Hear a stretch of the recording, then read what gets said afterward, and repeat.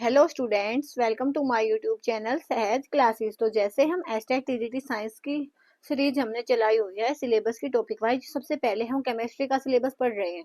तो वहाँ पे हमारी जो भी यूनिट 6 से बनती थी, 7 से बनती थी, 8 से बनती थी, और अब हमारे पास 9th वाली जो क्लास है ना उसकी चल रही है।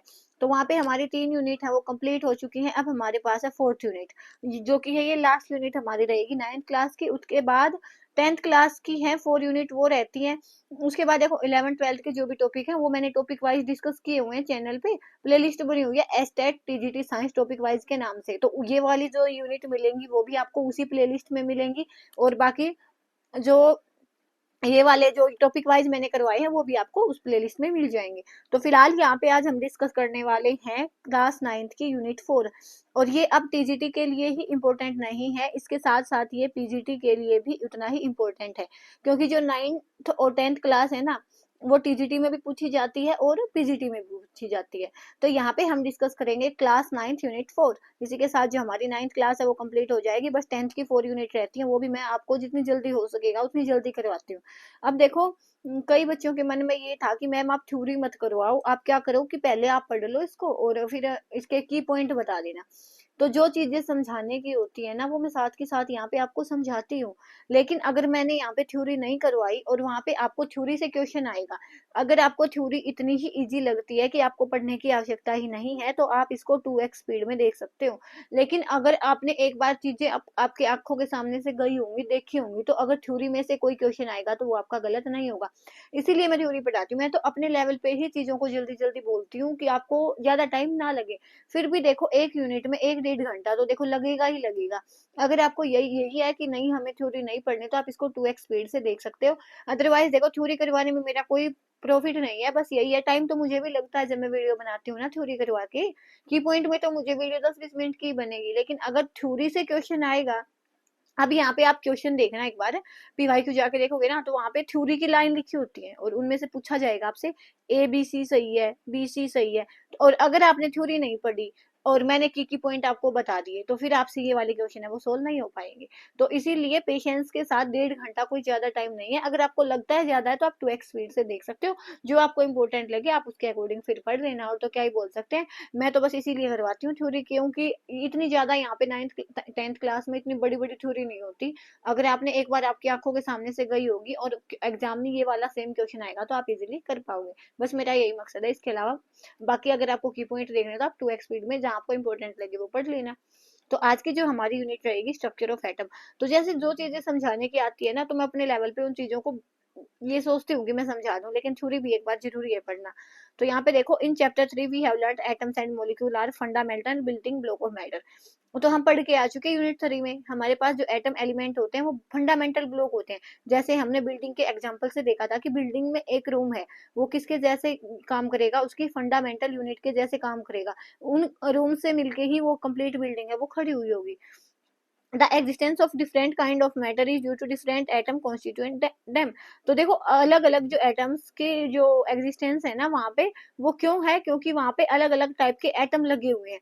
अब क्वेश्चन क्या उठ के आता है, what makes the atom of one element different from the other of another element. अब हमने हाइड्रोजन का एलिमेंट लिया तो उसके एटम अलग होंगे। हमने हीलियम का एलिमेंट लिया तो उसके एटम अलग होंगे। तो हमारे पास ये क्वेश्चन आता है कि क्या ऐसा क्या होता है उनमें कि वो अलग होंगे। अब देखो देने को एग्जाम में ये भी दे देते हैं कि हर एलिमेंट के जो एटम होते हैं वो अलग होंगे या सेम होंगे।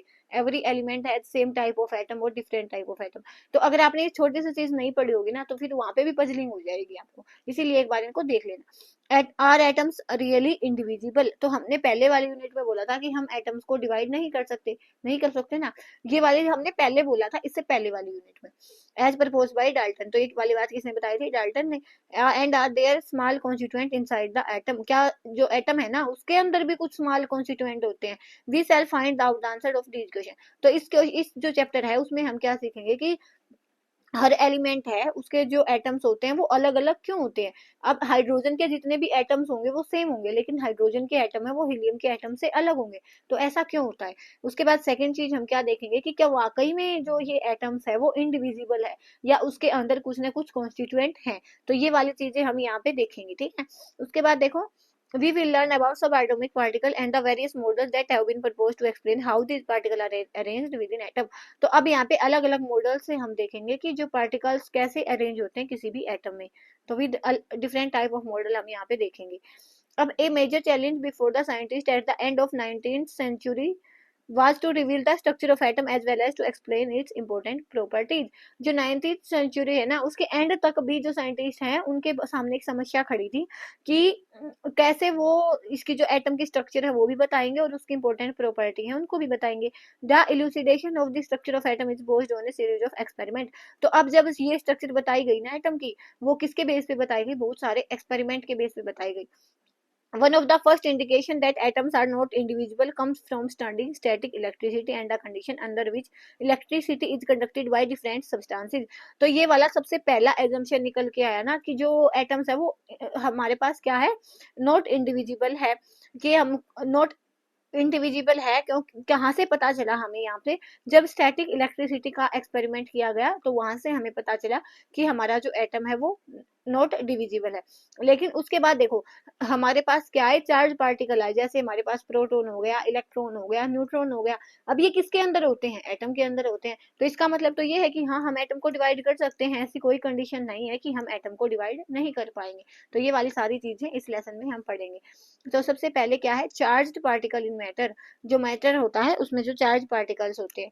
तो उसके बाद देखो क्या है कि for understanding the nature of charge particle in matter let us carry out the following activities. In activity को करेंगे. तो ये वाली चीजें देखो हमने की हुई होती है. जैसे हम बचपन में जब हमारा जो वो नहीं होता स्केल होता है, उसको हम हमारे बालों में रब करते हैं और उससे जब धूल उठाते हैं ना तो वो धूल चिपक जाती है. छोटे छोटे जो डस्ट पार्टिकल है उसको जो स्केल हम लेते हैं उस पर चिपक जाते हैं.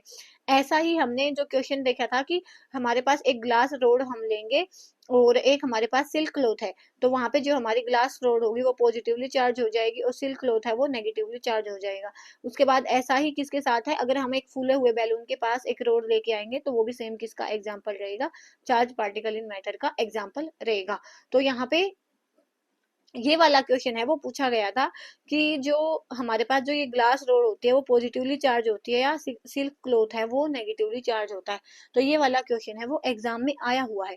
तो इसके बिहाफ पे हम यहाँ पे क्या बताएंगे कि जो हमारे पास जो ग्लास रोड होती है ना वो क्या होती है, पॉजिटिवली चार्ज होती है, और जो हमारे पास सिल्क क्लॉथ होता है वो नेगेटिवली चार्ज होता है. तो क्वेश्चन आया था कि क्या दोनों ही पॉजिटिवली चार्ज होते हैं, क्या दोनों ही नेगेटिवली चार्ज होते हैं, ग्लास रोड पॉजिटिवली चार्ज होती है या सिल्क क्लॉथ है वो नेगेटिवली चार्ज होता है. तो हमारे पास क्या था कि जो ग्लास रोड है वो तो हमारे पास पॉजिटिवली चार्ज होएगी और जो हमारे पास सिल्क क्लॉथ है वो नेगेटिवली चार्ज होएगा. तो ये वाला क्वेश्चन यहाँ पे आया हुआ है, पीवाईक्यू में आप जाके देख सकते हो. अब ये तो थ्योरी से आया, अगर मैं आपको थ्योरी नहीं पढ़ाऊंगी तो फिर आपसे ये क्वेश्चन नहीं हो पाएंगे. बाकी आपकी अपनी चॉइस है, आप पढ़ना चाहो या ना. From these activities, we may conclude that on rubbing two objects together, they become electrically charged. हम दो ऑब्जेक्ट को जब रब करेंगे ना तो वो इलेक्ट्रिकली चार्ज हो जाते हैं. जैसे पहले वाले समय में स्टोन को आपस में रब करके ही तो आग जलाई जाती थी, तो वहां पे भी क्या होता था, इलेक्ट्रिसिटी है जनरेट हो जाती थी. Where does this charge come from. तो ये चार्ज है वो कहाँ से आता है. This question can be answered by knowing the atom is divisible. ये तभी पॉसिबल है जब हमें पता चलेगा कि एटम है वो डिविजिबल है और उसके अंदर प्रोटॉन और इलेक्ट्रॉन और न्यूट्रॉन है. इलेक्ट्रॉन की वजह से वहां पे चार्ज आता है. Many scientist contributed in revealing the presence of charge particle in an atom. बहुत सारे साइंटिस्ट ने कॉन्ट्रीब्यूट किया है इनकी परसेंस को जानने के लिए. उसके बाद क्या, it was known by 900 that the atom was not a simple individual particle but contained at least one atomic particle, the electron identified by J J Thomson. तो सबसे पहले क्या बताया गया, जे जे थॉमसन ने. ये वाली चीज आप ध्यान रखना कि इलेक्ट्रॉन की डिस्कवरी किसने की थी, जे जे थॉमसन ने. तो सबसे पहले जे जे थॉमसन ने बताया कि नहीं, एटम ऐसी बात नहीं है कि एटम इंडिविजिबल है, एटम डिविजिबल हो सकता है क्योंकि एटम के अंदर क्या होते हैं, इलेक्ट्रॉन होते हैं. तो सबसे पहली वाली ये वाली बात बताई थी किसने, बताई थी जे जे थॉमसन ने बताई थी. उसके बाद आया हमारे पास क्या, even before the electron was identified E Goldstein in 1886. देखो सन याद करने की आपको नीड नहीं है, नहीं आई है, लेकिन अगर आपकी कैपेसिटी है तो आप इसको ध्यान में रख सकते हो. बाकी आया नहीं है ऐसा कुछ एग्जाम में. discovered the presence of new radiation in a gas discharge tube and called them canal rays. उसके बाद ई गोल्डस्टीन ने क्या किया, एक एक्सपेरिमेंट किया. एक्सपेरिमेंट कैसे किया उसने, एक गैस डिस्चार्ज ट्यूब लेके वहां से कैनाल रेज पास की, और जो कैनाल रेज थी वो क्या थी, पॉजिटिवली चार्ज थी. तो वहां से उन्होंने क्या किया कि ये वाला these rays were positively charged radiation which ultimately led to discovery of another subatomic particle। एक पार्टिकल की हम डिस्कवरी देख के आ चुके हैं कि जे थॉमसन ने इलेक्ट्रॉन बता दिया था, लेकिन उसके बाद ई गोल्डस्टीन ने क्या किया, जब कैनल रेज के साथ एक्सपेरिमेंट किया तो वहां से उसने सेकंड जो सब एटॉमिक पार्टिकल है उसकी डिस्कवरी की। दिस सब atomic particle had a charge equal in magnitude but opposite in sign that of electron. तो जैसे जे थॉमसन ने इलेक्ट्रॉन बताया था ना, तो वैसे इन्होंने क्या बोला कि उसका जो चार्ज है वो उतना ही होगा, लेकिन क्या होगा, चार्ज में अपोजिट होगा। अब इलेक्ट्रॉन पे नेगेटिव चार्ज होता है तो चार्ज तो सेम रहेगा, लेकिन प्रोटॉन पे क्या आ जाएगा, पॉजिटिव चार्ज। तो यहाँ से हमारा सेकंड क्वेश्चन बन के आता है कि प्रोटॉन की डिस्कवरी किसने की, ई गोल्डस्टीन ने की। तो ये वाला क्वेश्चन आपने याद रखना है। Its mass was approximately 200 times as that of electron. तो जो मास अगर की बात हम करें तो प्रोटॉन का मास है वो 2000 टाइम्स ज्यादा होता है किसका, मास ऑफ इलेक्ट्रॉन के। It was given that the name of proton, तो इसका क्या नाम दिया गया, प्रोटोन दिया। इलेक्ट्रॉन को हम ई से दिखाते हैं, ई नेगेटिव, प्रोटोन को हम पी पॉजिटिव से दिखाते हैं। The mass of proton is taken as 1 unit and its charge as +1। तो देखो मास इसका क्या 1 यूनिट अगर हम लेके चलते हैं तो इसका चार्ज क्या आएगा, +1 आएगा। मीन्स क्या कि प्रोटोन पे प्लस चार्ज होता है और नेगेटिव इलेक्ट्रॉन पे क्या होता है, माइनस चार्ज होता है। और जो इलेक्ट्रॉन का मास होता है उसको हम नेग्लिजिबल लेके चलते हैं। It seemed highly likely that N atom was composed of proton and electron. तो फिर उसके बाद यहाँ पे प्रोटॉन हो गया, हमारे पास इलेक्ट्रॉन हो गया, तो उसके बाद ये कहने लगे सब कि जो एटम्स है वो किससे मिलके बना होता है, प्रोटॉन और इलेक्ट्रॉन से बन के होता है। म्यूचुअली बैलेंसिंग देयर चार्ज, जो आपस में चार्ज को बैलेंस कर देते हैं एटम की स्टेबिलिटी के लिए। हमारे पास कोई भी चीज स्टेबल कब होती है, एटम हो गया या कोई भी मोलिक्यूल कब स्टेबल होता है, जब हमारे पास जितना पॉजिटिव चार्ज होगा उतना ही हमारे पास नेगेटिव चार्ज होगा। तो इन्होंने यही बोला कि जितना पॉजिटिव चार्ज होगा उतना ही दोनों ये आपस में क्या करेंगे, चार्ज को बैलेंस करेंगे। It also prepare that the protons were in the interior of atom. जो प्रोटॉन होंगे, ये क्या बताया गया, जब तक यहाँ तक इन्होंने क्या बोला कि जो प्रोटॉन होंगे ना वो तो एटम के अंदर होंगे, इंटीरियर साइड होंगे, और जो हमारे पास इलेक्ट्रॉन होंगे वो क्या होंगे, प्रोटॉन इसके एटम के बाहर होंगे। whereas electron could be easily peeled of. Peeled means क्या होता है, जैसे हम अपनी सब्जी नहीं छीलते, कि इलेक्ट्रॉन को हम बाहर निकाल सकते हैं लेकिन प्रोटॉन को नहीं निकाल सकते। Now the big question was what was the sort of structure did the particle of atom form. लेकिन यहाँ से भी कोई चीज क्लियर तो नहीं हुई। इन्होंने तो ये बताया बस कि प्रोटॉन इलेक्ट्रॉन होंगे, दोनों आपस में चार्ज को बैलेंस करेंगे, प्रोटॉन अंदर होंगे और इलेक्ट्रॉन बाहर होंगे, लेकिन कोई स्पेसिफिक स्ट्रक्चर है इनके बेस पे हम नहीं बता पाए। तो वहां से देखो यहाँ पे दो क्वेश्चन आपको दिए गए हैं। कैनाल रेज क्या है, तो कैनाल रेज क्या थी, जो ई गोल्डस्टीन ने पॉजिटिवली चार्ज रेज यूज की थी किसकी डिस्कवरी में, in the discovery of proton. तो वो होती है क्या, कैनाल रेज। उसके बाद if an atom contain 1 electron and 1 proton it will it carry any charge और नॉट। अगर एक प्रोटॉन है उसके पास तो और प्रोटॉन पे पॉजिटिव चार्ज और इक्वल है एक इलेक्ट्रॉन के, तो फिर वहां पे तो क्या होगा, अगर एक प्रोटॉन है एटम में और एक ही इलेक्ट्रॉन है एटम में तो वहां पे कोई भी चार्ज है वो फिर नहीं होगा। ओवरऑल जो हमारा एटम होएगा वो क्या होएगा, न्यूट्रल होएगा। तो अब हमारे पास आई क्या, स्ट्रक्चर ऑफ एटम। अब स्ट्रक्चर ऑफ एटम देखो, वहां से हम कोई भी स्ट्रक्चर डेफिनेटली नहीं बता पाए, तो यहाँ पे हमारे पास क्या आया, डाल्टन्स के एटॉमिक थ्योरी हम चैप्टर 3 में पढ़ के आए हैं कि वो इंडिविजिबल होगा, इंडेस्ट्रक्टिबल होगा। लेकिन यहाँ पे हमने तो देख लिया कि हमारे पास इलेक्ट्रॉन प्रोटॉन तो होते हैं, तो इसकी जो ये डाल्टन एटॉमिक थ्योरी थी वो तो फिर फेल हो गई। उसने तो बोला था एटम डिवाइड नहीं होगा। It was then considered necessary to how electron and proton are arranged within an atom. तो जब इलेक्ट्रॉन की डिस्कवरी हो गई, प्रोटॉन की डिस्कवरी हो गई, अब तो यही फाइंड करना भी पड़ेगा ना कि इलेक्ट्रॉन और प्रोटॉन है कैसे अरेंज होंगे। तो इसको अरेंज करने के लिए बहुत सारे साइंटिस्ट है ना, उन्होंने अपने अलग अलग मॉडल्स दिए।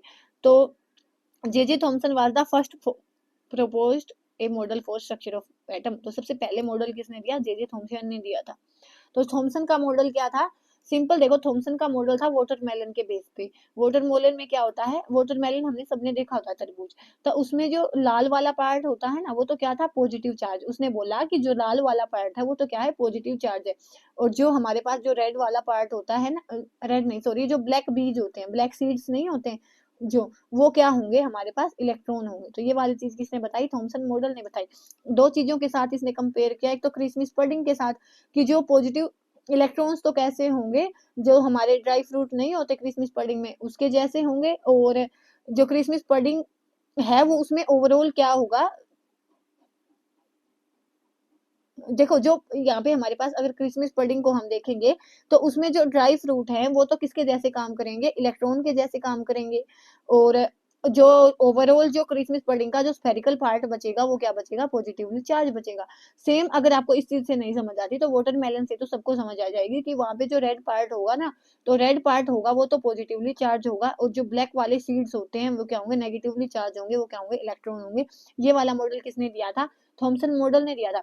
अगर आपसे ये पूछ ले कि क्रिसमस पडिंग में कैसे होता है, तो जो क्रिसमस पडिंग होता है ना उसमें जो इलेक्ट्रॉन्स होते हैं वो मतलब जो ड्राई फ्रूट होते हैं ना वो किसके जैसे एक्ट करेंगे, इलेक्ट्रॉन्स के, और जो हमारा स्फेरिकल बचेगा, जो स्फेरिकल क्रिसमस पडिंग बचेगा उसमें ओवरऑल उसने पॉजिटिव चार्ज के जैसे लिया। तो ये वाली दो चीजें आपने ध्यान में रखनी है। यहाँ से ये बता दिया उन्होंने, जो हमारा जे थॉमसन है उन्होंने। उसके बाद क्या बताया कि उसने बताया कि पॉजिटिवली चार्ज होंगे, इलेक्ट्रॉन उसमें धसे हुए होंगे, कि ओवरऑल पॉजिटिव चार्ज होगा और उसमें इलेक्ट्रॉन है वो धसे हुए होंगे। ये वाली चीज किसने बताई, हमारे पास जे थॉमसन ने। नेगेटिव और पॉजिटिव चार्ज है वो इक्वली होगा, मीन्स क्या कि टोटल बैलेंस्ड होगा उसमें। So atom as an whole is electrically neutral. तो जो एटम है जब हम उसको कंसीडर करेंगे ना ओवरऑल को, तो वो क्या होगा, इलेक्ट्रिकली न्यूट्रल होगा। उसके बाद although Thomson model explain that atoms are electrically neutral. तो थॉमसन के मॉडल ने ये तो बता दिया कि जो एटम है वो इलेक्ट्रिकली न्यूट्रल है, लेकिन other scientist could not explain by this model. लेकिन जो अदर साइंटिस्ट के जो रिजल्ट थे वो इस मॉडल को एक्सप्लेन नहीं कर पाए, वो हम यहाँ पे देखेंगे, ठीक है। तो यहाँ पे सेकंड जो मॉडल हमारे पास आता वो आता रदरफोर्ड का। तो देखो रदरफोर्ड है उसका मैं एक बार आपको समझा देती हूँ, बाकी आपको देख लेना क्या कैसे क्या होता है इसमें। एक बार मैं आपको कंप्लीट बता देती हूँ यहाँ पे क्या होता है। यहाँ पे इन्होंने क्या लिया था, इसने इसने क्या किया था, जो हमारे पास जो रदरफोर्ड है ना, इसका आगे एक्सपेरिमेंट मिलेगा, ऐसे ही देखते देखो। रदरफोर्ड ने क्या किया था, इसने क्या लिया था, एक रेडियो एक्टिव जो एलिमेंट है वो लिया था। वो लेने के बाद उसने क्या किया, वहां से क्या निकाली थी, अल्फा रेज निकाली थी। अल्फा रेज क्या होता है, हमारे पास हीलियम का न्यूक्लियस होता है, और ये क्या होती है, 2+ पॉजिटिवली चार्ज होती है, जैसे हम लिखते हैं ना He2 4। तो हीलियम के न्यूक्लियस को हम क्या बोलते हैं, अल्फा रेज बोलते हैं। तो उन्होंने, इसका मास कितना हो जाएगा, 4 हो जाएगा, हीलियम का न्यूक्लियस है तो ये। तो फिर यहाँ पे देखो इन्होंने क्या किया, यहाँ से हमारे पास अगर हमने रेडियो एक्टिव एलिमेंट लिया है ना, तो यहाँ पे क्या होगा, यहाँ से इसमें से एक बीम निकलेगी ऑटोमेटिक, यहाँ से जो अल्फा रेज हैं वो निकलेंगे। उसके बाद इन्होंने क्या किया, एक यहाँ पे वो लगाई स्क्रीन लगाई, यहाँ पे उन्होंने गोल्ड फॉइल ली, थिन गोल्ड फॉइल,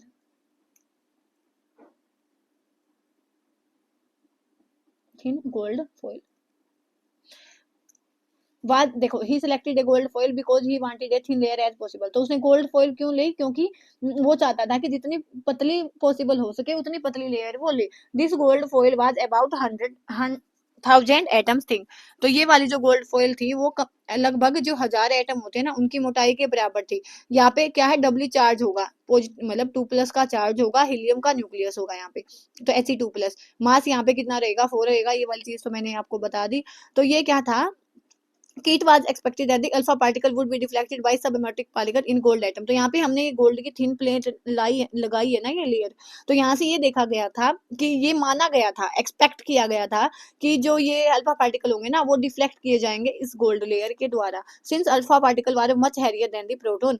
क्योंकि जो अल्फा पार्टिकल्स होते हैं वो प्रोटॉन से बहुत ज्यादा हैवियर होते हैं। तो हमने भी देखा था कि प्रोटॉन इलेक्ट्रॉन होते हैं, तो यहाँ पे भी ये भी पॉजिटिव चार्ज है और ये भी पॉजिटिव चार्ज है, तो सोचा तो यही गया था कि यहाँ पे जब हम इसको अल्फा रेज को स्ट्राइक करेंगे तो ये जो पॉजिटिव चार्ज होगा इसको डिफ्लेक्ट करेगा।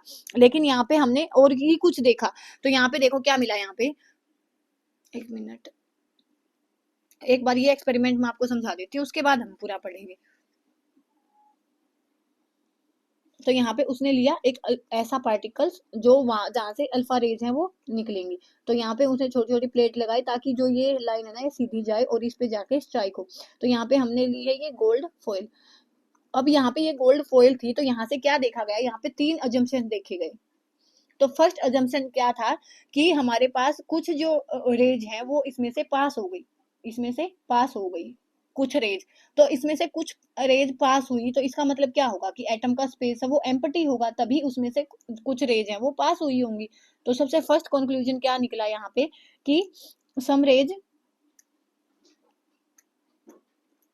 कि एटम के अंदर अगर स्पेस है वो एम्प्टी है तभी जो रेज है वो उसमें से पास हो चुकी होंगी। उसके बाद सेकंड अजम्पशन क्या निकला यहाँ पे कि कुछ रेज क्या थी, कुछ एंगल्स पे डिफ्लेक्ट हो गई।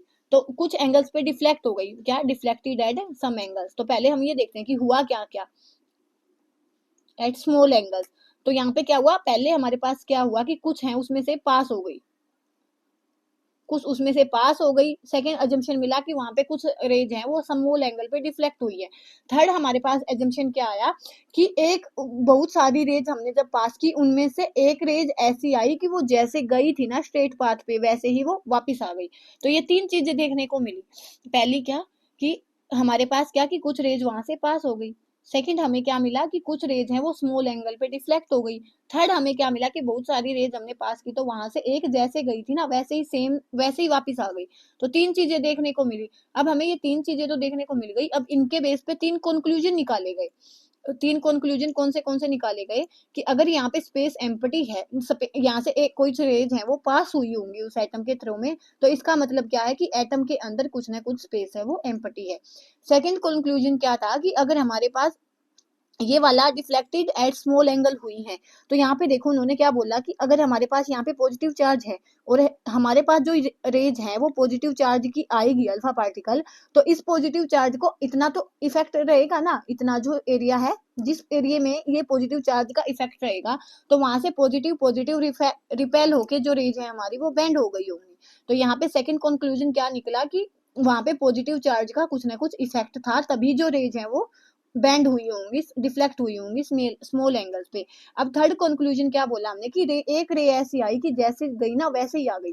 तो वो रेज कौन सी होगी, वो रेज होगी जो उसके सेंटर से पास हुई होगी, और सेंटर पे उसने ओवरऑल पॉजिटिव चार्ज रहा होगा, तो जैसे ही वो पॉजिटिव चार्ज के पास जाएगी तो पॉजिटिव पॉजिटिव आपस में रिपेल करेंगे तो वो वैसे ही वापस आ जाएगी। तो मीन्स क्या कि जो ओवरऑल जो पॉजिटिव चार्ज है वो किस में होगा, न्यूक्लियस में होगा। ये वाली चीज किसने बताई, रदरफोर्ड ने। पहले तीन यहाँ पे ये देखी गई कि कौन से एक्सपेरिमेंट निकल के आए हैं, उसके बाद इनके बेस पे तीन कंक्लूजन दिए गए। तो ये वाली सब चीजें किसने बताई, रदरफोर्ड ने। अब हम थ्योरी देखते हैं एक बार। तो क्या बोला गया यहाँ पे कि but the alpha particle scattering totally unexpected result, जो रिजल्ट उनने मान के चले थे ना वो सारे उससे अलग आए। Most of the fast moving alpha particle pass straight through the gold foil, कुछ पास हो गई तो ये वाली चीज मैंने बताई थी ना कि कुछ पास हो गई। Some of alpha particle were deflected by foil by small angle, कुछ यहाँ पे देखो ये स्मॉल एंगल के द्वारा डिफ्लेक्ट हो गई। सरप्राइजिंगली 1 out of every 12,000, तो जैसे मैंने बोला था ना बहुत सारे वो जो अल्फा पार्टिकल पास होने के बाद, मतलब 12,000 पास होने के बाद एक ऐसी रेज आ रही थी जो वापस से आ रही थी। ये तीन कंक्लूजन मैंने आपको बताए थे। In the words of Rutherford this result was almost as incredible as if you fire a 15-inch shell at a piece of tissue paper and it comes back and hits you। तो ये तो यही बात है कि ऐसा अद्भुत ये नजारा था कि अगर आप क्या करोगे, एक पीस ऑफ टिश्यू पेपर पे आग लगाओगे तो वो वापस आपके साइड आएगी ना एकदम से। तो ये वाली चीज उसने बताई कि ऐसा एक अद्भुत यहाँ से रिजल्ट है वो देखने को मिले। तो यहाँ पे ये वाले मैंने बताए थे कि यहाँ पे ये चीजें देखने को मिलेंगी। तो उसके बाद let us think an activity in a full to implication of this experiment। Activity देखो, एक child stand in the front of wall with his eyes closed, एक वॉल के साथ आगे खड़ा है उसकी आईज बंद है। Let him throw a stone at the wall from a distance, तो उसको एक स्टोन है ना वो फेंकने दो उस पे। Here A sound when it stone strike the wall, और उसकी वो साउंड को सुनेगा। If you repeat 10 times he will hear the sound 10 times, अगर वो देखो यहाँ पे दीवार है और यहाँ पे बच्चा पत्थर फेंकेगा तो 10 बार ही सुनेगा। But if a blindfolded child were to throw these stones at a barbed wire fence, most of the stones would not hit the edge। अगर यहाँ पे एक हम किसी भी अंधे बच्चे यहाँ पे या किसी भी मीन्स या तो पट्टी बांध के अगर बच्चे को खड़े करेंगे तो उसको नहीं पता चलेगा ना कि उसने उन पत्थर को कहाँ पे फेंका है। और दिस इज यहाँ पे क्या होगा, हाँ हुड द फेंसिंग, और अगर वो हिट भी नहीं करेंगे no should would be heard, तो अगर वो हिट ही नहीं हुआ तो अगर यहाँ पे देखो ये वाली दीवार है, ये बस यही बताना चाहते हैं, अगर ये वाली दीवार है उसमें होल है तो वो अगर वो होल में से पास हो गया तो उसको साउंड है वो नहीं सुनाई देगी। अगर उसको साउंड नहीं सुनाई दी तो इसका मतलब क्या है कि वो गैप है, बस इतना ये समझाना चाह रहे हैं। तो यहाँ पे यही चीज बताई गई है, मैंने तीन बताए थे आपको एक्सपेरिमेंट, इन एक्सपेरिमेंट के बेस पे यहाँ पे चीजें क्या बताई गई कि most of the space inside the atom is empty, atom के अंदर मोस्ट ऑफ स्पेस एम्प्टी क्यों बोला गया कि पार्टिकल उसमें से पास हो जा रहे हैं। उसके बाद very few particle were deflected from there path, कुछ ही उसके पाथ से डिफ्लेक्ट हुए हैं क्योंकि वहां पे उन्होंने पॉजिटिव चार्ज के जो इफेक्ट है ना उसको एक्सपीरियंस किया। Indicating that the positive charge on the atom occupies very little space, जो पॉजिटिव चार्ज है ना उसने बहुत छोटा सा स्पेस लिया हुआ है। उसके बाद थर्ड है कि 12,000 में से एक पार्टिकल है वो वापस जा रहा है, तो उसका मतलब क्या था कि वो 180 एंगल पे जा रहा है। इसका मतलब क्या कि all the positive charge and the mass of the gold atom were concentrated in A small volume with in the atom, कि जो पूरा का पूरा पॉजिटिव चार्ज है वो एक छोटे से स्मॉल एरिया में है। और वहां से अगर पार्टिकल आएगा तो वैसे ही वो वापस आ जाएगा, क्योंकि पॉजिटिव पॉजिटिव आपस में रिपेल करेंगे। तो यहाँ पे ये वाली चीज बताई गई, इसी का नाम रदरफोर्ड ने क्या दिया, न्यूक्लियस दिया। तो ये वाली चीज तो मैं आपको बता के आई थी पहले। On the basis of this experiment, Rutherford put forward the nuclear model of an atom। तो उसने ऐसे मॉडल के जो ये चीजें एक्सपेरिमेंट दी, इसके कंक्लूजन दी, उसके बाद उसने बताया कि there is a positively charge center in an atom called the nucleus. तो न्यूक्लियस किसने बताया था, रदरफोर्ड ने। Nearly all the mass of an atom reside in the nucleus. जो पूरा का पूरा मास है ना, वो किसके अंदर होगा, न्यूक्लियस के अंदर होगा। The electron revolve around the nucleus in the circular path. तो अब इन्होंने बोल दिया, देखो इसने ये बात बता दी कि इलेक्ट्रॉन है ना, वो क्या करेंगे, इसके सर्कुलर पाथ में रिवॉल्व करेंगे। तो size of nucleus is very small as compare to size of atom. तो साइज ऑफ न्यूक्लियस है वो बहुत स्मॉल होगा। अब देखो थ्योरी नहीं समझाऊंगी मैं, अगर आपसे पूछ दिया इनमें से कि there which is not a statement of Rutherford model, तो कौन सी स्टेटमेंट नहीं होगी, तो आप कैसे बता पाओगे। तो सिंपल आपने ध्यान रखना है क्या किया इन्होंने, न्यूक्लियस का पॉजिटिव चार्ज दिया कि ओवरऑल जो पॉजिटिव चार्ज है वो स्मॉल स्पेस में होगा, और उसका नाम उसने न्यूक्लियस दिया। इलेक्ट्रॉन है वो यहाँ से रिवॉल्व कर रहे होंगे, और जो साइज है वो न्यूक्लियस का बहुत स्मॉल होता है। अब देखो इन्होंने बोल दिया कि यहाँ पे इलेक्ट्रॉन है वो रिवॉल्व करेंगे। अब हमें पता है कि अगर कोई भी बॉडी है वो किसी भी सर्कुलर ऑर्बिट में रिवॉल्व करेगी, तो उसका कोई ना कोई एक्सीलरेशन वहां पे प्रोड्यूस होगा। अब एक्सीलरेशन प्रोड्यूस होगा तो वहां पे वो क्या करेगा, एनर्जी रेडिएट करेगा। अगर वो एनर्जी रेडिएट करेगा तो एक टाइम तो ऐसा आएगा ना कि ये इलेक्ट्रॉन है वो न्यूक्लियस पे फॉल हो जाएंगे। लेकिन फिर ये यही चीज क्या बन के आई, इसकी ड्रॉबैक बन के आई कि इसने बोल दिया कि इलेक्ट्रॉन रिवॉल्व होंगे, लेकिन ये चीज नहीं बोली कि वो एनर्जी रेडिएट नहीं करेंगे। तो ये चीज आगे फिर नील बोहर ने आके बोली, तो उसके बाद उसका मॉडल आएगा। तो इसने ये बोला कि ये वाले सर्कुलर ऑर्बिटर में करेंगे, तो इसकी कमी यही निकल के आ गई, अगर वो सर्कुलर ऑर्बिट में सर्कुलर वो करेंगे, घूमेंगे ना, तो वहां पे एनर्जी रेडिएट होगी, और एनर्जी रेडिएट हो एक्सीलरेशन होगा, एनर्जी रेडिएट होगी, तो एक टाइम के बाद वो तो फिर न्यूक्लियस पे पड़ जाएंगे जो इलेक्ट्रॉन है। तो यही इसकी क्या बन के आई, ड्रॉबैक बन के आई। तो इसके ड्रॉबैक क्या है, ड्रॉबैक मीन्स कमी। The revolution of is not expected to be stable. इन्होंने बोला ना कि इलेक्ट्रॉन रिवॉल्व होंगे, तो इसको स्टेबल नहीं माना गया, क्योंकि सर्कुलर ऑर्बिटर में अगर घूमेगा पार्टिकल तो वो एक्सीलरेशन प्रोड्यूस करेगा। एक्सीलरेशन की वजह से वो रेडिएशन करेगा एनर्जी का, और revolving electron will lose energy. एक टाइम ऐसा आएगा कि जो रिवॉल्विंग इलेक्ट्रॉन है वो अपनी एनर्जी को लूज करेगा, और लास्ट में न्यूक्लियस पे फॉल हो जाएगा। If this were so the atom should be highly unstable. अगर ऐसा हो गया तो फिर तो एटम हमारा अनस्टेबल हो गया, and hence matter would not exist in the form of that we know. तो फिर मैटर एग्जिस्ट ही नहीं होगा। तो यहाँ पे ये वाली चीज रदरफोर्ड मॉडल की कमी बन के आई। अब एक मॉडल में कमी होगी तभी नेक्स्ट वाला मॉडल है वो आएगा। अब इसी की कमियों को दूर करने के लिए क्या आया हमारे पास, बोहर्ट्स मॉडल आया। बोहर्ट्स मॉडल ने हमें क्या बताया, in order to overcome the objection raise against Rutherford model, कि जो ऑब्जेक्शन रेज किए गए ना रदरफोर्ड मॉडल के, उनको ओवरकम करने के लिए हमारे पास क्या आया, बोहर का मॉडल आया। Niels Bohr put forward the following postulate about the model of atom. तो उसने क्या दिया कि only certain special orbit known as discrete orbit of electron are allowed inside the atom. कि कुछ डिस्क्रीट ऑर्बिट होंगे वहीं पे इलेक्ट्रॉन है वो रिवॉल्व होगा। मीन्स क्या कि उसने तो बोला था सर्कुलर ऑर्बिट में रिवॉल्व होंगे, तो इसने बोल दिया कि कुछ स्पेसिफिक ऑर्बिट होंगे जहाँ पे इलेक्ट्रॉन है वो रिवॉल्व होगा। While revolving in discrete orbit the electron do not radiate energy. तो यहाँ पे इसने ये वाली चीज साथ में एक्सप्लेन कर दी कि जब भी हमारा इलेक्ट्रॉन है वो रिवॉल्व करेगा तो एनर्जी रेडिएट नहीं करेगा। तो ये वाली चीज बताई थी इसने, नील बोहर ने। उसके बाद इसने क्या किया था, सिंपल अपना मॉडल दिया था। मॉडल में इसने क्या किया था, 4 सेल हमारे को दी थी। सबसे फर्स्ट शेल है के शेल होएगी, एल होएगी, देन एम होएगी, और देन एन होएगी। और इसमें इलेक्ट्रॉन है वो कैसे फिल किए जाएंगे, फॉर्मूला होगा वहां से 2n स्क्वायर। तो 2n स्क्वायर मीन्स क्या कि के शेल में कितने इलेक्ट्रॉन होंगे, के लिए n की वैल्यू 1 होएगी, तो 2 इंटू 1 का स्क्वायर। तो के शेल में 2 इलेक्ट्रॉन होंगे। उसके बाद एल शेल में एन की वैल्यू 2 हो जाएगी, तो 2 इंटू में 2 का स्क्वायर, तो 2 2 जा 4 8 होंगे। अब एम शेल में एन की वैल्यू 3 हो जाएगी, तो 2 और 3 3 जा 9, तो 18 होंगे। तो ये मॉडल किसने दिया था, नील बोहर ने दिया था, कि एलिमेंट शेल दी थी। और यहाँ से जो इलेक्ट्रॉन है वो किसके बेसिस पे फील होंगे, 2n स्क्वायर से फील होंगे। तो यहाँ पे नहीं दिया गया, ठीक है। तो हमने याद रखना है कि यहाँ पे 2n स्क्वायर से फील होगा कि के शेल के लिए के एल एम एन, के लिए एन की वैल्यू 1 रहेगी, एल के लिए एन की वैल्यू 2, इसके लिए 3 और इसके लिए 4। तो यहाँ पे एन की वैल्यू अगर हमने 1 प्लेस की तो यहाँ पे 2 आएगा, 2 प्लेस की तो 2 2 जा 4 और 2 जा 8 आएगा, 3 प्लेस की तो यहाँ पे 18 आएगा, और 4 प्लेस की तो 4 4 जा 16 और 2 32 आएगा। तो ऐसे करके इलेक्ट्रॉन्स का फिलअप होता है के एल एम एन शेल में। यहाँ पे हो गया हमारे पास ये वाला मॉडल, इसने यही बताया था। एक बार इन क्वेश्चन को देख लेते हैं। On the basis of Thomson model explain how the atom is neutral as a whole. तो थॉमसन ने बताया था ना, थॉमसन के मॉडल पे बताएंगे हम कि वो एटम है वो न्यूट्रल कैसे होगा, क्योंकि उसने बोला था कि जितना पॉजिटिव चार्ज होगा उतना ही नेगेटिव चार्ज होगा। अगर पॉजिटिव नेगेटिव चार्ज इक्वल है तो हमारा जो ओवरऑल एटम होगा वो न्यूट्रल होगा। On the basis of Rutherford model of atom which सब atomic particle is present in the nucleus of an atom. तो रदरफोर्ड के अकॉर्डिंग कौन सा हमारे पास एटम होगा जो न्यूक्लियस में होगा, तो न्यूक्लियस में पॉजिटिव चार्ज था, और पॉजिटिव चार्ज किस पे होता है, प्रोटॉन पे होता है, तो हमारा प्रोटॉन हो जाएगा। Draw sketch of Bohr's model, तो स्केच हमने देख लिया कि 11 चेन वाला। What do you think if alpha particle scattering experiment is carried out using A foil of metal other than gold. तो यहाँ पे देखो गोल्ड को ही क्यों चुना गया, क्योंकि गोल्ड है वो क्या हो जाएगी, थिन हो जाएगी, तो इसलिए ही गोल्ड को वो चुना गया था। उसके बाद क्या है, न्यूट्रॉन्स।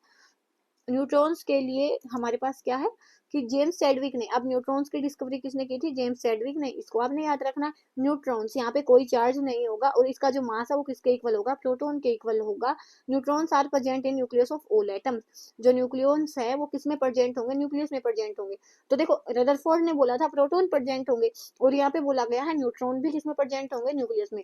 तो ओवरऑल अगर न्यूक्लियस में हमसे पूछ ले क्या प्रेजेंट होगा, तो प्रोटॉन और न्यूट्रॉन प्रेजेंट होंगे। न्यूट्रॉन को हम एन से दिखाएंगे, और जो मास होगा ना एटम का वो कैसे होगा, प्रोटॉन और न्यूट्रॉन के मास को जोड़ के ही हमारे पास जो ओवरऑल मास है एटम का होगा। उसके बाद 3 सब एटॉमिक पार्टिकल्स के नाम दो, प्रोटॉन इलेक्ट्रॉन न्यूट्रॉन। उसके बाद क्या है, helium atom has an atomic mass of 4u and 2 protons in nucleus, how many neutron does it have. तो हमने बोला कि यहाँ पे एटॉमिक मास किसके इक्वल होता है, एटॉमिक मास किसके इक्वल होता है, प्रोटॉन प्लस में न्यूट्रॉन। अब यहाँ पे मास हमें 4 दिया गया है और प्रोटॉन की वैल्यू 2 दी गई है, तो न्यूट्रॉन कितने हो जाएंगे, 4 माइनस 2, तो 2 न्यूट्रॉन हो जाएंगे, यही हमने बताना। सिंपल क्या किया है, मास दिया गया है, मास किसके इक्वल होगा, प्रोटॉन और न्यूट्रॉन के इक्वल। तो मास यहाँ पे हमें 4 दिया गया है, प्रोटॉन की वैल्यू हमें 2 दी गई है, और न्यूट्रॉन की हमें बतानी है, तो ये 2 इधर आके माइनस में, तो ये 2 आ जाएगा। उसके बाद the distribution of electron into different orbital was suggested by Bohr and बुरी। तो अब इलेक्ट्रॉन कैसे होगा अलग अलग ऑर्बिट में, वो भी किसने बताया था, बोहर ने बताया था और बुरी ने। तो यहाँ पे क्या बताया था, maximum number of electron present in shell is given by the 2n²। तो देखो यहाँ पे ये फॉर्मूला आ गया, ये हमने पहले ही पढ़ लिया। तो फर्स्ट शेल में हमारे पास 2 इलेक्ट्रॉन होंगे, देन उसके बाद 8 होंगे, थर्ड में 18 होंगे, और उसके बाद 32 होंगे, ये हमने देख लिया। उसके बाद the maximum number of electron that can be accommodated in outer most orbit is 8। Outer most जो सबसे बाहर वाला ऑर्बिट होगा वहां पे मैक्सिमम इलेक्ट्रॉन कितने हो सकते हैं, बस 8 हो सकते हैं। Electrons are not accommodated in a given shell unless the inner shell are filled. जैसे हमने बोल दिया, देखो यहाँ पे क्या बोल रहे हैं कि सबसे बाहर वाले शेल में 8 इलेक्ट्रॉन ही होंगे, पहली कंडीशन ये है। सेकंड क्या है कि अब हम ये नहीं सोच सकते कि हमने यहाँ पे 2 नहीं डाले और बाहर वाली शेल में हमने 8 डाल दिए। तो जब भी हम बाहर वाली शेल को फिल करेंगे तो उससे पहले अंदर वाली शेल है वो फिल होनी चाहिए। Atomic structure of first 18 element is schematic. तो यहाँ पे देखो ये फर्स्ट 16 का बताया गया, सिंपल 2-4 काम देखिए। हाइड्रोजन है तो ये तो न्यूक्लियस दिखाया गया, हाइड्रोजन का एटॉमिक नंबर 1 होता है, तो यहाँ पे इलेक्ट्रॉन भी 1, तो यहाँ पे इसलिए क्या दिखाया गया है, 1 दिखाया गया। अब उसके बाद क्या है, हीलियम है, हीलियम का एटॉमिक नंबर 2 है, और इसमें इलेक्ट्रॉन भी कितने होते हैं, 2 होते हैं, तो यहाँ पे इसका न्यूक्लियस, तो पहली शेल में हमारे पास 2 इलेक्ट्रॉन आ सकते हैं, तो यहाँ पे हमने 2 फिल किया। उसके बाद लिथियम आया, तो लिथियम में कितने इलेक्ट्रॉन है, 3 इलेक्ट्रॉन है, 3 इलेक्ट्रॉन के लिए कैसे आएगा, 2 और 1, क्योंकि पहली शेल में तो 2 इलेक्ट्रॉन आ सकते हैं, तो यहाँ पे फर्स्ट में 2 आया और सेकंड शेल में 1 आ गया। अब बेरिलियम के लिए 4 आएगा, तो यहाँ पे सेकंड शेल में 2 आ गई। अब 3 4 5, ये तो सिंपल स्ट्रक्चर बना के दिखाई हुई है, आप इजीली बना सकते हो। और मैक्सिमम है वो लास्ट वाली सेल है वो 8 इलेक्ट्रॉन से लेगी। अब यहाँ पे देखो इन क्वेश्चन को, right the distribution of electron and sodium atom. Carbon में क्या है, 6 एटॉमिक नंबर, तो 2 और 4 हो जाएगा। बना के दिखाना हो तो यहाँ पे 2 और यहाँ पे 1 2 3 4। अब सोडियम है, सोडियम का एटॉमिक नंबर 11 है, तो 2 8 1 होता है। अब यहाँ पे फर्स्ट वाली में 2 आई, सेकंड वाली में 8 आप दिखा देना, और थर्ड वाली में 1 हो जाएगा, तो ये भी दिखा देंगे। उसके बाद क्या है, इस के and if k and l shell of an atom are full then what would be total number of electron in atom। देखो k shell और l shell, k shell में 2 इलेक्ट्रॉन आते हैं और यहाँ पे 8 आते हैं, तो ओवरऑल हमसे पूछा गया है, तो 2 + 8 कितने हो जाएंगे, 10 इलेक्ट्रॉन हो जाएंगे। अब हमारे पास कॉन्सेप्ट आता है वैलेंसी का। तो वैलेंसी मैंने आपको अच्छे से बताई हुई है 3rd यूनिट में भी, लेकिन फिर भी मैं यहाँ पे आपको बता देती हूँ। यहाँ पे क्या हमने देखा कि इलेक्ट्रॉन सेल है, electron in atom arrange in different shell में इलेक्ट्रॉन अरेंज किए जाते हैं। The electron present in outer most shell of an atom was known as valence electron. तो अगर हमारे पास जो आउटर मोस्ट शेल में इलेक्ट्रॉन है वो होते हैं ना, उनको बोलते हैं वैलेंस इलेक्ट्रॉन। और यहाँ से हम बताएंगे कि क्या लिखा गया है, एक बार इसको जल्दी जल्दी पढ़ लेते हैं, वैलेंसी फिर मैं आपको बताऊंगी। 2 electron in outer most shell and all other है वो atoms with 8 electron in outer most shell. कि यहाँ पे हम देखेंगे कि या तो 2 पे स्टेबिलिटी लेके आएंगे या तो 8 पे स्टेबिलिटी लेके आएंगे, विच हैड 8। देखो अगर यहाँ पे क्या दिया गया है, the combining capacity of atoms of other element is tendency to react and form molecules. कि कितनी कैपेसिटी होगी उनके जुड़ने की, वो किसके बेसिस पे बताते हैं, हम वैलेंस इलेक्ट्रॉन के बेसिस पे बताते हैं। अगर आउटर मोस्ट शेल में 8 इलेक्ट्रॉन है तो हम बोल देते हैं कि उसका ऑक्टेट कंप्लीट हो गया, और would thus react so as to achieve an octet in outermost shell. This was done by sharing, gaining और losing electron। तो octet completion है ना, वो कैसे कैसे होता है, शेयरिंग से होता है, जहाँ पे हमारे पास कोवालेंट बॉन्ड बनते हैं, और गेनिंग और लूजिंग इलेक्ट्रॉन से करेंगे तो वहाँ पे आयनिक बॉन्ड बनते हैं।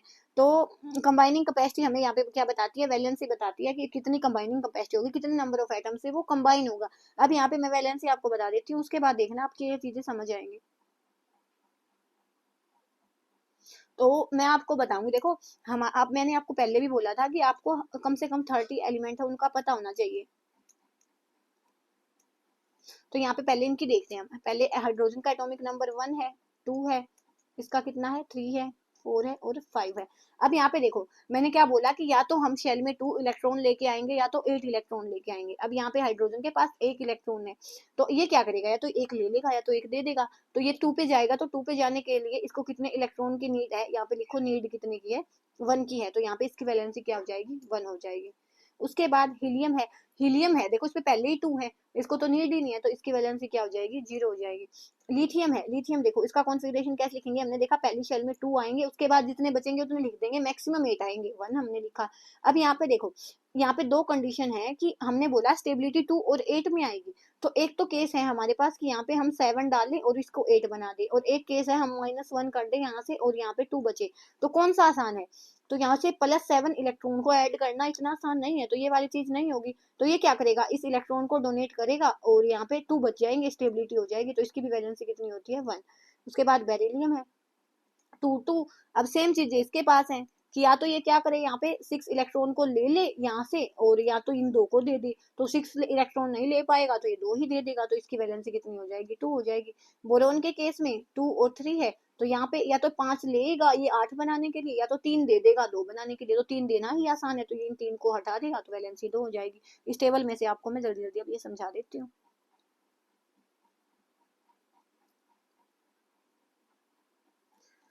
यहाँ पे हमने देख लिया हाइड्रोजन का एटॉमिक नंबर है 1, तो प्रोटॉन जितना भी एटॉमिक नंबर होगा उतने ही प्रोटॉन होंगे और उतने ही इलेक्ट्रॉन होंगे, जब तक ये ना बोला गया हो कि वहां से कुछ निकाला गया है, ठीक है। जितना भी एटॉमिक नंबर होगा उतने ही प्रोटॉन होंगे और इतने ही इलेक्ट्रॉन होंगे, जब तक ये स्पेसिफिकली नहीं बोला हो कि हमने वहां से एक इलेक्ट्रॉन या 2 इलेक्ट्रॉन को हटाया है या ऐड किया है। उसके बाद हीलियम है, यहाँ से कॉन्फ़िगरेशन क्या रहेगा इसका, 2, तो इसकी वैलेंसी 0। लिथियम है, तो यहाँ से 3 था, तो मैंने बताया था कि 2 1, और ये 1 को भी हटा देगा, तो इसकी वैलेंसी 1 है। बेरिलियम है, तो यहाँ पे हमने इसकी वैलेंसी 2 देखी थी। कार्बन से चलते, कार्बन क्या है, 2 और 4, 6 एटॉमिक नंबर होता है। तो 4 देखो, अब ये 4 ले भी सकता है और 4 दे भी सकता है, तो इसकी वैलेंसी क्या होगी, 4 होगी कार्बन की। उसके बाद नाइट्रोजन की देखेंगे, उसके बाद नाइट्रोजन की देखेंगे तो 7 एटॉमिक नंबर, तो 2 5। अब यहाँ पे देखो 5 निकालना इतना आसान नहीं है कि हम इसको 3 दे देंगे, 3 वाला नंबर कम है ना, तो 3 दे देंगे, तो इसकी वैलेंसी क्या हो जाएगी, 3 हो जाएगी। उसके बाद ऑक्सीजन है, एटॉमिक नंबर 8 है, तो 2 और 6। अब यहाँ पे देखो या तो ये 6 हटाए या तो 2 ले ले, तो 8 हो जाए। तो अब ये 2 ले लेगा तो 8 हो जाएंगे, तो वैलेंसी कितनी हो जाएगी, 2। ये वैलेंसी का टॉपिक मैंने अपने चैनल पे कंप्लीट एक्सप्लेन किया है ऑन बोर्ड, तो आप चाहो तो वो भी जाके देख सकते हो अगर आपको हेल्प लगे देखना है। बाकी हमने ये वाली चीज मैंने आपको बता दी। एक बार मैं आपको 2 3 एलिमेंट और देख देती हूँ, जैसे सिलिकॉन है, सिलिकॉन है, इसका एटॉमिक नंबर हमारे पास 14 होता है, तो 2 8 10 और 4। अब या तो ये 4 दे दे या तो 4 ले ले, तो सिलिकॉन की वैलेंसी कितनी हो जाएगी, 4 हो जाएगी। ऐसे ही हमारे पास क्या है, ये है क्या, सल्फर है, सल्फर का एटॉमिक नंबर 16 है, तो 2 8 6। या तो ये 2 ले ले या तो 6 दे दे, तो 2 ले लेगा, तो सल्फर की वैलेंसी कितनी हो जाएगी, 2 हो जाएगी। आर्गन भी, आर्गन 18 है, तो 2 8 8, तो ये पहले से ही स्टेबल है, तो इसकी वैलेंसी 0 हो जाएगी। ऐसे आपने निकाला, ये यही लिखा हुआ है कि किसकी वैलेंसी कितनी होती है। तो यहाँ पे सेम बताया गया कि gain instead of losing 7 electron की। फ्लोरीन है, जैसे फ्लोरीन का एटॉमिक नंबर 9 होता है, तो 2 7। तो 7 ये हटाना नहीं चाहेगा ना, इससे अच्छा तो ये एक ले लेगा, तो ये एक losing fluorine to gain 1 electron, ये 1 इलेक्ट्रॉन गेन कर लेगा बजाय की लूजिंग 7 इलेक्ट्रॉन के। तो इसकी जो वैलेंसी है वो क्या हो जाएगी, सिंपल 1 हो जाएगी। या तो आप ये लगा लो या तो ये आप ये लगा लो, अगर हमारे पास जो आउटर मोस्ट इलेक्ट्रॉन है सिंपल लैंग्वेज में मैं आपको समझाऊं कि अगर वो 4 से ज्यादा है तो 8 में से सब्ट्रैक्ट करके उसकी वैलेंसी लिख देंगे। अगर हमारे पास वैलेंस इलेक्ट्रॉन ग्रेटर देन 4 है तो हम उसकी वैलेंसी लिखेंगे 8 में से घटा के, और अगर हमारे पास वैलेंस इलेक्ट्रॉन है तो वो लेस देन 4 है तो जितनी भी वैलेंसी होएगी, वैलेंसी किसके इक्वल हो जाएगी, वैलेंस इलेक्ट्रॉन के। तो यहाँ से इस शॉर्ट ट्रिक इसको मान सकते हो आप, या तो वो कॉन्सेप्ट भी मैंने आपको समझाया है। तो सिंपल आपने करना है कि अगर आपके पास वैलेंस इलेक्ट्रॉन ग्रेटर देन 4 है देन तो वैलेंसी के लिए उसको आपने 8 में से घटा देना है जो भी आएगा, और यहाँ पे अगर ग्रेटर देन लेस देन 4 है तो फिर आपने जो भी इलेक्ट्रॉन होंगे वैलेंस उनको ही उसकी वैलेंसी बता देना है। एग्जाम्पल के लिए मैं आपको बताऊं, जैसे सोडियम हो गया तो यहाँ पे 281 होएगा, तो लेस देन 4 है तो यही इसकी वैलेंसी हो जाएगा। अगर यहाँ पे मैंने क्लोरीन ले लिया तो 287 आया, तो ये ग्रेटर देन 4 है तो इसमें से 8 में से घटा देंगे इसको, तो 8 में से 7 गया तो 1 आएगा। ऐसे करके भी आप इसको याद रख सकते हो। अब यहाँ पे देखो वैलेंसी पूछी गई है, क्लोरीन सल्फर मैग्नीशियम अपने आप से आप निकाल लेना। उसके बाद देखो एटॉमिक नंबर क्या है, एटॉमिक नंबर क्या होगा, जेड से हम दिखाते हैं, जितने प्रोटॉन होंगे उतना ही उसका एटॉमिक नंबर होगा।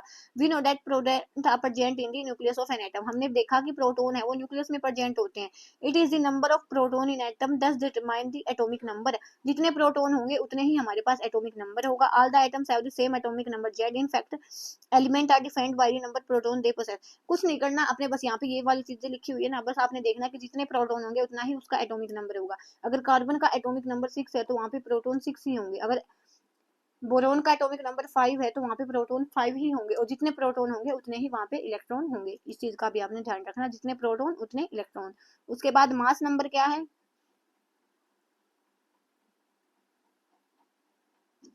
mass number of properties of subatomic particle of an atom, we conclude mass of an atom is practically due to proton and neutron alone। तो हमारे पास जो मास होगा ना वो किसके इक्वल होगा, प्रोटॉन प्लस न्यूट्रॉन। अगर आपको प्रोटॉन और न्यूट्रॉन का पता है तो आप वहां से उसका मास बता सकते हो। कार्ड न्यूक्लियंस, प्रोटॉन और न्यूट्रॉन को कंबाइन हम क्या बोलते हैं, न्यूक्लियंस। तो ये वाली चीज भी आप ध्यान में रख सकते हो। Therefore mass of atom reside in its nucleus, तो ओवरऑल जो मास होता है वो किसमें होता है, न्यूक्लियस में होता है। तो mass of an carbon is 16, तो 16 बोला गया ना, तो हमने क्या बोला कि 16 कितने, 6 नंबर है तो 6 प्रोटॉन हो गए और उतने ही हमारे पास क्या हो गए, इलेक्ट्रॉन हो गए। और यहाँ से अगर आप इसके न्यूट्रॉन की वैल्यू निकालोगे तो ये 12 माइनस 6, ये भी क्या हो गई, 6 हो गई। तो ऐसे आप इसको निकाल सकते हो। अगर हमने एलिमेंट का सिंबल देना है तो वो हम कैसे देंगे, हमने लिखा यहाँ पे ए एटॉमिक, यहाँ पे हमने किसी भी सिंबल दे दिया एलिमेंट का, तो वहां पे हम यहाँ पे नीचे तो लिखते हैं उसका एटॉमिक नंबर, जेड ले लो, और ऊपर लिखते हैं उसका मास।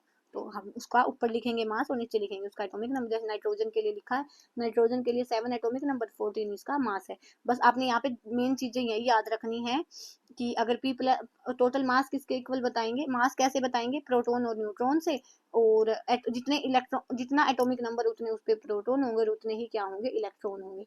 तो if the number of electron in atom is 8, if number of electrons in an atom is 8, the number of proton is also 8, what is the atomic number of atom। अगर वहां पे हमने बोला इलेक्ट्रॉन 8 है प्रोटॉन 8 है तो atomic number क्या होगा, तो हमने बोला कि जितने प्रोटॉन उतना ही atomic number, proton is equal to atomic number, तो यहाँ पे 8 ही उसका एटॉमिक नंबर हो जाएगा। What is the charge on an atom, अब देखो प्रोटॉन भी 8 है और इलेक्ट्रॉन भी 8 है, तो ओवरऑल चार्ज क्या रहेगा, 0 रहेगा, न्यूट्रल रहेगा एटम, क्योंकि जितना पॉजिटिव उतना ही नेगेटिव है। उसके बाद find out the mass number of oxygen and sulphur atom. अब ऑक्सीजन है, ऑक्सीजन का एटॉमिक नंबर 6 होता है, तो इसमें प्रोटॉन कितने हुए, 6, और यहाँ पे न्यूट्रॉन भी कितने होते हैं, 6, तो यहाँ पे जो इसका मास हो जाएगा कितना हो जाए, ऑक्सीजन सॉरी ऑक्सीजन का एटॉमिक नंबर 8 होता है, 6 नहीं होता। हाँ कार्बन का होता है 6, तो फ्लो फ्लो में बोल दिया 8, तो यहाँ पे 8 और 8 कितने हो जाएंगे, 16 हो जाएंगे। उसके बाद आइसोटोप क्या होते हैं, हमारे पास दो चीजें निकल के आती हैं, एक होता है आइसोटोप और एक होता है आइसोबार। आइसोटोप में हमारे पास क्या होता है, same atomic number different mass number, और इसमें उल्टा हो जाता है, आइसोबार में क्या होता है, same mass number different atomic number.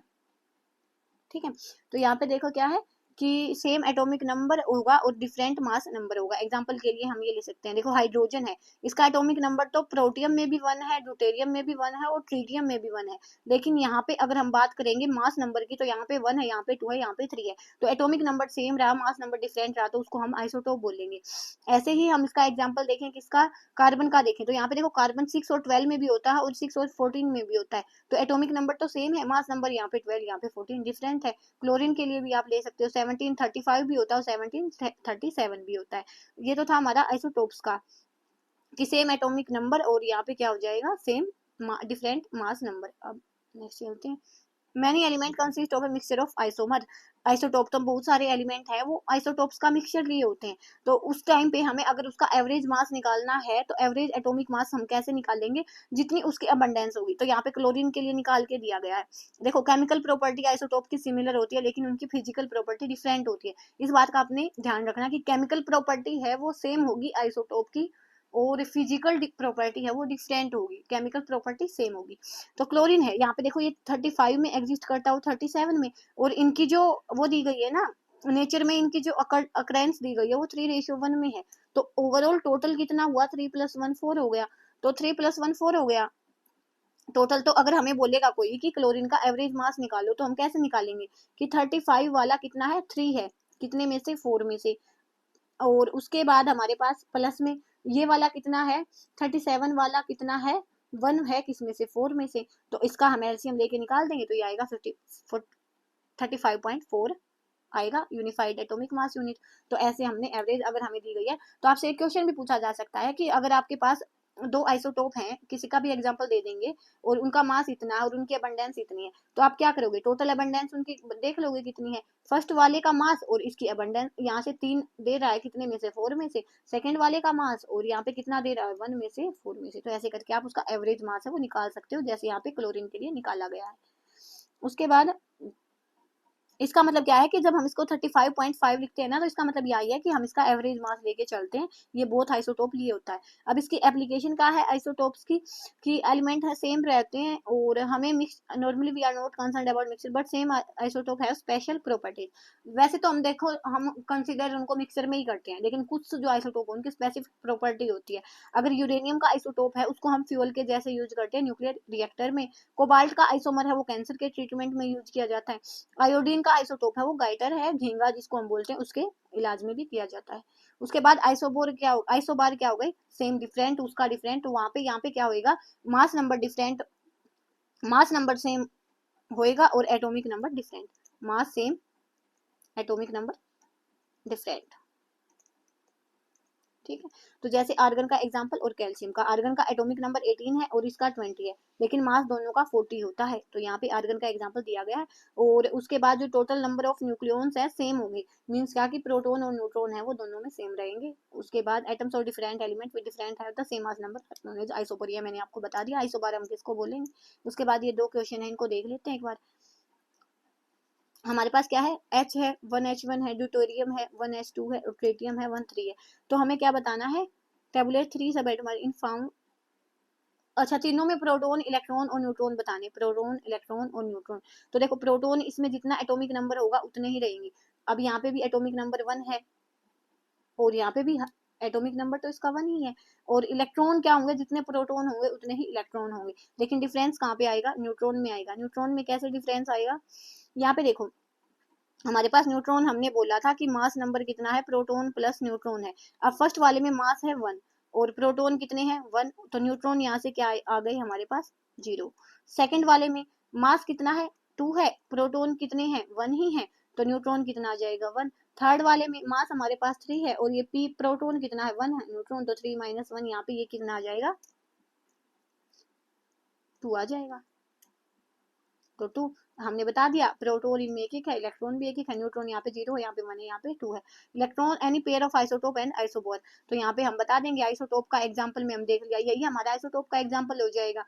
ऐसे कार्बन वाला एग्जांपल देखा था, क्लोरीन वाला देखा था, और आइसोबार में आर्गन और कैल्शियम वाला एग्जांपल हम उसको लेके चल सकते हैं। तो यहाँ पे इसी के साथ जो हमारी ये यूनिट है ना वो कंप्लीट हो गई।